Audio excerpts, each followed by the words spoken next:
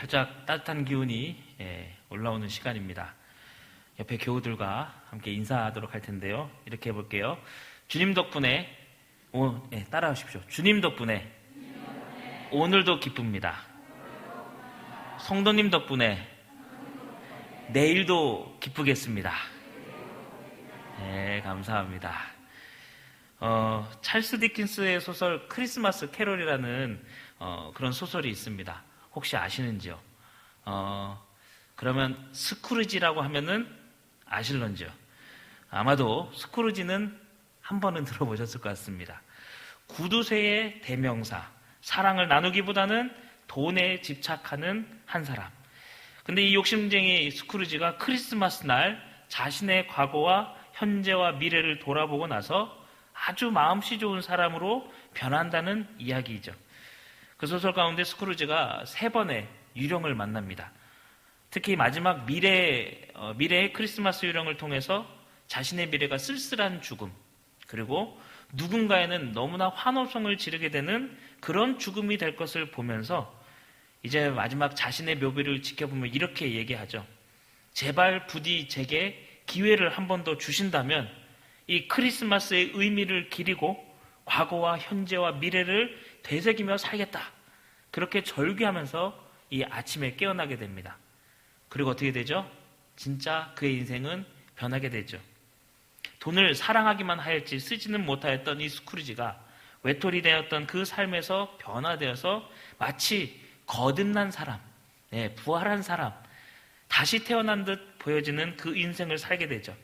자신이 가지고 있는 돈은 커다란 칠면조가 되고 또 누군가를 돕는 구호자금이 되고 또 자신이 데리고 있었던 직원의 인상된 급여가 되면서 특히나 그 가정 안에 있는 장애 있는 어린아이의 생활 보장이 되는 순간을 우리는 함께 보게 됩니다. 이렇듯 미래 혹은 현재 또 과거 그 시간에 무엇이 중요한가를 아는 사람은 삶이 변화한다라는 것이죠. 이런 놀라운 경험을 통해서 여기 계신 분들도 주님의 그 놀라운 만나심으로 인하여서 이 자리에 함께와 찬양하고 예배하리라 저는 믿습니다. 그런데 오늘 우리가 읽은 말씀은 이런 상황과는 조금 다른 느낌을 갖게 되죠. 세례 요한의 질문, 그리고 그의 제자를 통하여서 예수님께 전달되는 이 과정. 그런데 이 오늘 말씀을 읽다 보면 왠지 모르게 아련한 마음도 느껴지게 됩니다. 왜일까요? 아마도 세례 요한의 의심의 그 감정들이 우리에게 느껴지기 때문일 것입니다. 근데 세례 요한이 어떤 사람입니까? 엘리사벳이라는 이 어머니의 태중에 있으면서도 이미 사역자로 불림받은 사람이었습니다. 거기다 그가 자라고 자라서 심령이 강화해지자 광야에서 외치는 자의 소리로 예수님 오실 길을 예비한 사람이 되었죠.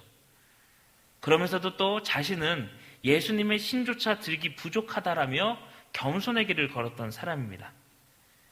주님께서 주셨던 그 말씀, 하나님이 맡기셨던 그 말씀, 정의를 외치고 회개하여야 한다.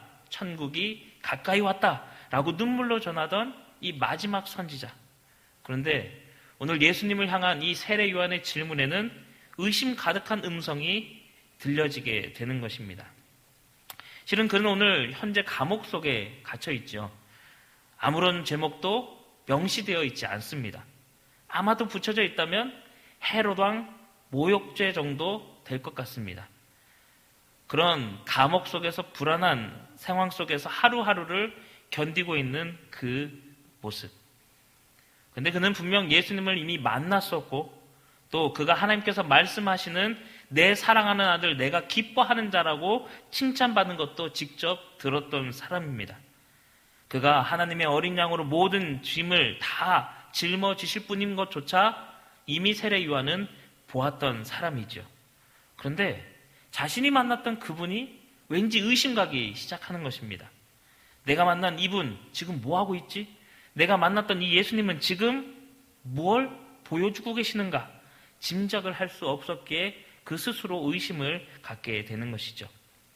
실은 예수님은 너무도 조용히 움직이셨습니다. 물론 이곳저곳 소문들은 크게 퍼져 있지만 예수님은 이 이적들을 행하실 때마다 조용히 해라 라고 하셨죠. 그러다 보니 이 세례 요한이 바라고 기도하고 또 기다렸던 예수님의 모습은 자신의 생각과는 달랐던 것을 보게 된 것입니다. 그러다 보니 이 세례 요한의 마음이 걸려 넘어지게 되는 상황이 된 것이죠. 그래서 오늘 세례 요한은 자신의 제자를 보내서 예수님께 질문을 하게 됩니다. 정말 묻고 싶었던 그 질문. 선생님이 오실 그분입니까? 그렇지 않으면 우리가 다른 분을 기다려야 하겠습니까? 한마디로 이 말씀은 당신이 정말 메시아가 맞냐? 당신이 정말 우리 선조들이 예언하였고 전하여 주었던 다윗의 자손, 다시 한번 그 영광의 나라를 만들 그 사람이냐라고 묻는 것이었습니다. 실은 당시 유대인들의 마음은 늘 메시아를 기다리고 또 기다렸습니다. 로마의 압제, 그 이전에는 안티오쿠스라 하는 아주 폭군의 압제를 받았죠. 또 바벨론에 끌려갔고요. 아수르의 침공으로 인하여 이 남유다와 북이스라엘은 어떻게 되었습니까? 멸망하였던 기억이 있는 것이죠. 그 상황 속에서도 하나님이 보내신 선지자로 인하여서 늘 이야기하셨던 메시아를 너희에게 보내줄 것이다. 다윗의 시에서 그를 보내어 너희들을 다시 한번 그 이스라엘의 영광으로 이끌어 주겠다. 약속하셨던 분이 바로 하나님이시기에 유대인들은 이 메시아를 기다리는 것이 온 인생의 열망이었던 것입니다. 세례 요한도 예수님께서 메시아인 것은 알고 있었습니다. 그런데 의심이 가는 것이죠. 왜냐? 이분이 내가 생각했던 그분이 맞느냐라는 질문에 멈췄기 때문입니다. 정말 누구신지 몰라서 제자들을 보낸 것이 아니죠. 누구보다 예수님이 하나님의 사랑받는 자인 걸 알고 있었지만 예수님을 메시아라고 증거해야 할, 그리고 증거하여 왔던 사람이 본인이었지만 그는 다시 한번 묻고 싶었던 겁니다. 내가 생각했던 메시아, 내 기준 안에 있는 메시아, 그가 바로 당신입니까? 라고 물었던 겁니다. 그도 이런 생각을 하였던 것이죠. 메시아가 이 땅에 오셨는데 그러면 이 힘들고 식민 지배 받고 있는 이 유대인 사람들이 과연 이대로 멈춰 있어야 할 것인가? 이대로 식민 지배 받는 채로 눈물 흘리고 압박받고 그리고 핍박받아야 하는가? 이런 생각을 할 수밖에 없었던 겁니다. 그도 인간인지라 오랜 감옥의 투옥은 힘이 들었을 것이죠. 상식적으로 사람이 의를 행하다가 고난을 받게 되면 그 고난이 쉽게 끝나지 않고 지속될 때 결국 어떻게 됩니까? 실망하게 된다는 것이죠. 악인의 고난은 이해가 되지만 의인의 고난은 좀처럼 이해가 되지 않기 때문에 이 기다림은 점점 더 자신을 옥죄어오고 또 스스로에게 의심을 하게 되는 것이죠. 한마디로 세례 요한은 자신의 사역에 의심이 가기 시작했던 것입니다. 내 사역은 실패한 것인가? 내가 회개하라. 천국이 가까이 왔다 외쳤건만 아니 과연 그 하나님의 나라는 언제 오는 것인가? 내가 이렇게 열심히 예수님을 소개하고 다녔는데 지금은 감옥에 갇혀서 죽을 날만 기다리는 신세가 되었구나. 아마도 이런 고민과 상황 때문에 그의 마음속에 의심이 생겼던 것입니다. 그런데 우리들의 모습은 과연 이 세례 요한의 모습과 다를까요? 오히려 요즘은 더 많은 의심이 되는 시대가 아닌가 생각해 봅니다. 우리가 그리스도인이라고 불려지는 이 시대, 또 이 상황들은 왠지 부끄러워질 때가 참으로 많은 요즘이죠. 거기다가 내가 믿는 예수님은 나에게 무슨 일을 하고 계시는가? 라고 스스로를 돌이켜 본다면 더욱더 마음에 의심이 생길 때가 많다라는 것입니다. 과연 우리 주님께서 나의 죄악에서 모든 것을 용서하시고 해방시키시는 분이신가? 나를 구원의 삶으로 나아가게 인도하시는 분이신가? 그분이 맞으시다면 왜 예수님 믿는다는 사람들은 더 많은 죄들을 저지르고 사는가? 사람들 마음을 넘어지게 하는 것이 그리스도인들이고 실망하게 하는 사람들이 기독교인은 아니었는가? 왜냐하면 뉴스와 소식들을 들어보면 늘 기독교가 잘못하다라고 소리 지르고 있기 때문인 것입니다. 그러다 보니 우리의 믿음, 우리의 신앙, 우리의 가치관이 흔들리게 되는 것이죠. 거기다가 우리가 이렇게 함께 모여 예배하는 이 성광의 공동체 안에서 우리의 사역은 잘 되고 있는가? 우리가 정말 잘하고 있는 것인가? 우리의 신앙은 바른 길로 걷고 있는 것인가? 이런 생각이 스물스물 올라오게 되는 것이죠. 그러다 보니 우리 주님이 우리의 믿음을 이대로 내버려 두시는 것 같아서 속상할 때가 아마도 한두 번이 아니셨을 겁니다. 제가 청년을 담당했을 때 일입니다. 결혼한다고 찾아오는 청년들이 몇 있었습니다. 그럼 제가 물어보는 게 꼭 있습니다. 행복하냐? 이 사람이 맞냐? 기도는 해봤냐? 이것을 꼭 물어보는데요. 어떤 청년은 아주 당당하게 정말 이 사람이 맞는 것 같아요 라고 확신 있는 말을 하는 사람들이 있는가 하면, 또 어떤 사람은 이렇습니다. 이 사람이 맞는 것 같긴 한데 아니면 어쩌죠? 라고 물어보는 겁니다. 저도 그런 고민이 있었을까요? 예. 이 얼굴에 결혼만 해주면 감지덕지라고 생각을 했었지만, 그래도 혹시나 하는 고민을 가졌던 기억이 있습니다. 과연 이 여인이 맞습니까? 아니면 다른 일을 기다리오리까? 하는 마음이 들었던 순간이 있었던 거죠. 확신하지 못하였던 내 마음 때문에 잠 못 들었던 옛 기억이 떠오르는 순간이 있었습니다. 이제 집에 가면 큰일 났네요. 절 위해 중보해 주시길 바랍니다. 말씀을 묵상하면서 이 세례 요한의 상황이 저의 그런 순간들, 혹은 이 결혼을 앞닥들인 이 청년들의 고민과 비슷한 건 아니었을까? 그런 고민, 기다림의 순간을 맞이하면서 생길 수밖에 없었던 의심 혹은 또 기도의 순간들은 아니었는가? 이 세례 요한의 믿음에 의심이 생기는 순간이 나에게 생겼던 것은 아닌가? 이런 생각을 해보게 되었습니다. 눈에 띄는 확신은 없어지고 점차 어려운 상황들 혹은 많은 고민과 걱정 때문에 힘들어지는 일들을 경험하게 되는 것이죠. 그러다 보면 내 믿음과 내 기다림은 점차 지쳐가게 되고 마음을 어지럽게 하는 많은 유혹에 넘어지게 된다는 것입니다. 아마 여기 계신 우리 교회 교우님들도 비슷한 생각을 해보신 기억이 있으리라 생각해 봅니다. 연애의 경험 혹은 결혼을 앞두고 이런 일들뿐만 아니라 여러 가지 일들을 기획하고 계획하고 기도하면서 아마도 내 마음에 의심이 생기던 순간들을 떠오르실 수 있으실 텐데요. 내 일들 혹은 내 사업들, 내 직장의 일들, 내 공부의 일들 뿐만 아니라 내 신앙의 일들에 있어서도 아마 그런 기억들이 있으실 겁니다. 내가 하고 있는 이 사역, 내가 하고 있는 이 봉사, 내가 하고 있는 이 헌신들이 과연 잘 되고 있는가? 방향은 보이지 아니하고 혹은 의심이 쌓여가고 누군가 계속 내 마음을 건드려서 넘어지려고 하는 순간들, 기도해도 별다른 답이 없어 보이고 앞이 보이지 않을 때, 아마도 그럴 때 우린 이 오늘의 세례 요한의 질문처럼 우리가 더 기다립니까?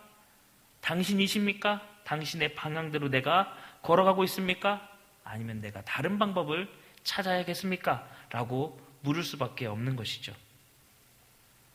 그런데 감사하게도 우리 예수님께서는 이 세례 요한의 질문에 이렇게 답을 해주십니다. 오늘 이 본문이 마태와 누가에 함께 나오는 병행 본문인데요.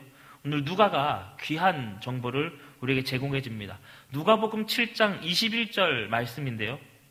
마침 그때에 예수께서 질병과 고통과 및 악귀 들린 자를 많이 고치시며 또 많은 맹인을 보게 하신지라. 여기서 마침이란 단어에 우리가 주목해야 할 것 같습니다. 마침은 무엇일까요? 우연히 이 일이 일어난 걸까요? 아니면 당연하게 일어난 일일까요?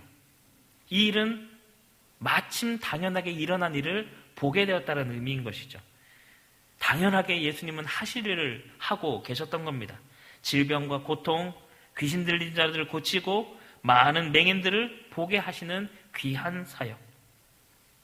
특히 오늘 마태복음의 앞장, 오늘 우리가 읽은 이 11장의 앞장에 나오는 많은 일들을 보면 나병 환자, 백부장의 하인을 고치시고 또 중풍병자를 고치시면서 회당장의 딸을 살리고 혈류병 걸렸던 그 여인의 믿음을 크다라고 칭찬하셨던 일들을 우리에게 알려주었습니다.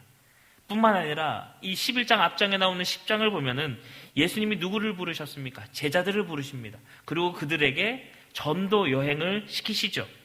병든 자를 고치게 하고 귀신을 쫓아내는 놀라운 사역을 제자들에게 맡기셨던 겁니다. 즉, 이 일들은 모두 당연한 주님의 사역이었던 것이죠.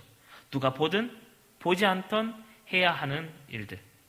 그 일을 하시는 도중에 때마침 세례 요한의 제자들이 질문하러 온 것이었습니다. 물론 이 역시 하나님의 계획 가운데 있었겠지요. 그렇게 예수님이 일하고 계실 때에, 또 예수님이 사역하고 계실 때에 이 질문을 맞닥뜨리게 하신 겁니다. 그렇게 주님께서 하시는 일을 다 보여주시고는 말씀하십니다. 우리 마태복음 11장 4절, 5절 말씀을 우리 한 목소리로 함께 읽도록 하겠습니다. 예수께서 대답하여 이르시되 너희가 가서 듣고 보는 것을 요한에게 알리되 맹인이 보며 못 걷는 사람이 걸으며 나병 환자가 깨끗함을 받으며 못 듣는 자가 들으며 죽은 자가 살아나며 가난한 자에게 복음이 전파된다 하라. 아멘. 근데 이 말씀 어디서 들어보신 기억이 없을까요? 누가복음 4장 18절 19절에 예수님이 회당에서 처음으로 설교하셨던 그 본문이 오늘의 이 말씀과 매우 동일합니다. 제가 읽도록 하겠습니다. 주의 성령이 내게 임하셨으니 이는 가난한 자에게 복음을 전하게 하시려고 내게 기름을 부으시고 나를 보내사 포로된 자에게 자유를, 눈먼 자에게 다시 보게 함을 전파하며 눌린 자를 자유롭게 하고 주의 은혜의 해를 전파하게 하려 하심이라 하였더라. 아멘. 예수님께서 자신의 고향 나사렛 땅에서 이 이사야 61장의 말씀을 들고 선포하셨던 대로, 그 선포하신 대로 하나님의 나라를 이루고 계셨던 겁니다. 세례 요한을 그 질문들을 만나기 이전부터 이 질문을 만나는 그 순간에도, 그 이후에도 주님께서는 하나님 나라를 위하여서 그 일들을 진행하고 계셨던 것이죠. 그리고는 이렇게 말씀하시는 겁니다. 너희가 바라고 기다리는 그 나라는 내가 만들 나라가 절대 아니다.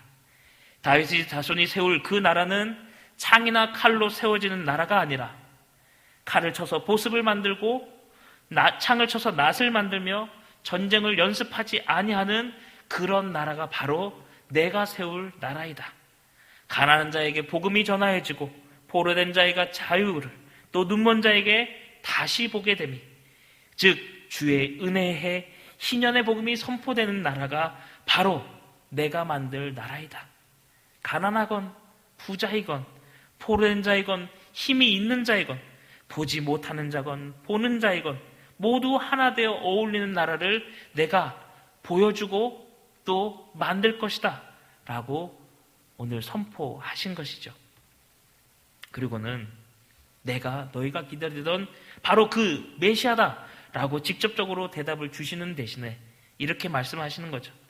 너희가 보고 들은 대로 가서 요한에게 알려주어라. 눈먼 사람들이 다시 보게 되고, 다리 저는 사람이 걷게 되고, 나병 환자가 깨끗해지고, 귀 먹은 사람이 듣게 되고, 죽은 사람이 살아나고, 가난한 사람이 복음을 듣는다. 내가 바라는 나라가 그런 나라가 아니더냐라고 자연스레 알게 하시는 것이죠. 우리 예수님께서는 분명히 자신이 그리스도요 메시아인 것을 보이시고 사역하고 계셨던 겁니다. 그리고는 세례 요한에게 되물으신 거죠. 내가 꿈꾸는 나라, 그 말하는 나라는 내가 보여주는 나라와 같느냐 틀리느냐라고 말이죠. 아마 이 질문을 들고 간 이 요한의 제자들을 통해서 아마도 세례 요한은 그 믿음의 의심을 걷어내기 시작했을 것입니다. 그리고 자신의 사역, 지금의 상황에 대해서 하나님이 지금까지 함께 하셨고 내게 맡기신 일을 마치려 하는 날까지 이 마음, 이 용기를 다시 한번 허락하시지 않았을까요? 우리는 믿음의 의심이 드는 순간들 아마도 오늘도 내일도 만나게 될지 모릅니다. 우리의 기도에 답이 없어서 오랜 시간 기도하며 기다리다 보니 흔들려지는 마음 만나실 수 있을 것입니다. 그런 상황들 때문에 낙담하거나 지치거나 가슴 아파하는 그 삶을 살 수밖에 없을 것입니다. 왜냐? 아직 이 나라는 되어지는 과정 가운데 있기 때문이죠. 하지만 우리 주님께서 이미 보여주셨습니다. 무엇을 보여주셨습니까? 내가 하는 일을 보아라. 사람들이 희망을 얻고 사람들이 살아가고 또 사람들이 기쁨을 얻게 되는 일들, 하나님의 나라, 하나님의 은혜의 해를 너희들이 경험하게 될 것이다. 너희를 위해 나는 목숨을 들고 너희를 사랑한다 고백하러 이 자리에 왔다. 그리고 보여주었다. 나는 너희를 사랑하시는 하나님의 표현이다. 너희는 나와 아버지의 사랑 안에 거하면 된다. 우리 주님의 음성이신 것입니다. 세례요한의 마음의 의식음을 거둬주셨듯이 이제 우리는 사랑의 완성, 우리 예수 그리스도를 바라보면 되는 것이죠. 그 아기 예수가 이 땅에 오셨고 또 우리는 그 오심으로 인하여 그분의 삶을 함께 나누었던 그 믿음의 사람이 되었습니다. 그리고 이제 우리는 다시 오실 그분을 기다리는 여정 가운데 있지요. 그런데 우리를 죽기까지 사랑하신 그분을 앞에 두고 어찌 다른 분을 기다릴 필요가 있을까요? 돈, 명예, 성공, 혹은 자식들, 아니면 세상의 많은 칭찬들 때문에 우리 주님을 놓쳐버리는 순간이 와서는 안 된다는 것입니다. 우리를 사랑하러 오신 그 주님을 우리가 만났으면서도 다른 것을 기다린다는 것은 잘못이 되는 것이죠. 이런 잘못된 생각을 하는 우리를 지금도 사랑하시는 그 주님 사랑을 기억하시면서 오늘 감사의 하루를 보내시길 소망합니다. 연애 시절을 생각하면서 제가 했던 고민, 저 여인이 내 짝이 맞을까? 라는 고민을 했었지만 이제 생각해보니 진짜 고민해야 했던 부분은 이것이었습니다. 내가 과연 그이에게 괜찮은 짝이 될 수 있을 것인가? 제 아내가 저를 보면서 다른 일을 기다리오리까 하는 생각이 안 들도록 나는 어떤 모습으로 삶을 노력해 와야 하는가? 앞으로 어떤 노력을 더 해야 하는가? 그 고민을 해야 하는 것이죠. 참 다행인 것은 제 눈에는 지금 그 고민을 안 했던 것으로 보여진다는 것입니다. 집에 가서 한번 물어보겠습니다. 이 생각을 하면서 그런 생각을 하게 됩니다. 주님께서는 이미 우리에게 충실하게 그분의 모습 그대로를 가감없이 보여주셨다는 것. 이스라엘, 남유다와 북이스라엘 그 메시아를 넘어서서 그분의 백성들을 온전히 사랑하시고 온 모든 족속의 왕이 되어주시고 온 우주의 통치자가 되어주시는 그 예수님을 우리가 만났다라는 것. 그리고 그분이 죽기까지 우리를 사랑하셨던 그 아픔 우리도 이미 알게 되었다라는 것. 그것을 우리가 오늘 기억하시길 소망합니다. 그것이 우리에게 말씀하십니다. 나는 너희가 기다리는 바로 그다. 보아라 나의 걸음을 나의 모습을. 그리고 이렇게 물어보십니다. 너희는 내가 바라고 꿈꾸던 나의 백성이냐? 나의 길을 따라 나의 멍에를 지고 나와 함께 갈 나의 사람들이냐? 너희는 내가 기다리던 그들이냐? 아니면 내가 다른 이들을 기다려야 하겠느냐? 우리 주님이 물어보시는 건 아닌가? 오늘 함께 기도하시길 소망합니다. 우리 주님이 되물어보시는 그 질문, 내가 다른 일을 기다릴까? 아니면 너희들과 함께 걸어갈 수 있겠느냐? 이 물음에 우리는 오늘 무슨 답을 드릴 수 있을까요? 아픔과 고통을 견뎌오면서 하나님을 놓치지 않고 예수 그리스도의 사역을 감당하고자 눈물로 헌신하시는 귀한 여러분들, 나의 지난날의 삶을 떠올리시면서 오늘도 눈물로 이 사역들과 이 사명들을 감당하시면서 또 다시 오실 주님 칭찬하실 미래를 우리가 기대하면서 눈물로 또 기뻐함으로 또 함께 소망함으로 우리 믿음의 길을 함께 걸어가길 소망합니다. 그것이 주님을 기다릴 줄 아는 마음이요 이 대림절의 정신이며 기다림의 신앙이 될 수 있을 것입니다. 물론 오늘 또 내일 또 그 다음 주 여러 가지 어려움들이 우리 앞에 당연히 있을 것입니다. 아직 이 땅은 더욱더 회복되어야 할 하나님 나라이요, 또 하나님께서는 우리를 통하여 이 나라를 완성시키고자 우리에게 많은 일들을 맡기셨기 때문이죠. 그러다 보니 여러 어려움이 분명히 있을 것입니다. 내일 우리 의심의 구름이 닥쳐올지라도, 누군가 나의 마음을 괴롭히고 어지럽힐지라도, 아니면 혹은 내가 누군가의 마음을 괴롭히고 있을지도 모른다는 생각을 하면서 우리에게 믿음의 확신을 허락하시길, 주님께 기도하시길 바랍니다. 주님의 사랑으로 우리를 덮어 주옵소서. 의심의 구름이 있다면 주님께 간구하시길 소망합니다. 주님의 기다리는 마음 부어주시고 주님의 길을 오늘도 보여주시기를, 혹여 지쳐서 한 걸음도 떼기 어렵다면 함께 중보하길 소망합니다. 주님 길을 가는 동안 함께 손잡고 걸어가겠습니다. 그리고 힘을 내어 주님을 다시 기다리겠습니다. 그렇게 간구하시면서 주님 물으실 때 우리의 모두의 답을 함께 보여드리길 소망합니다. 우리가 주님만을 기다리겠습니다. 오늘의 고백이요 신앙이 되길 소망합니다. 함께 기도하겠습니다.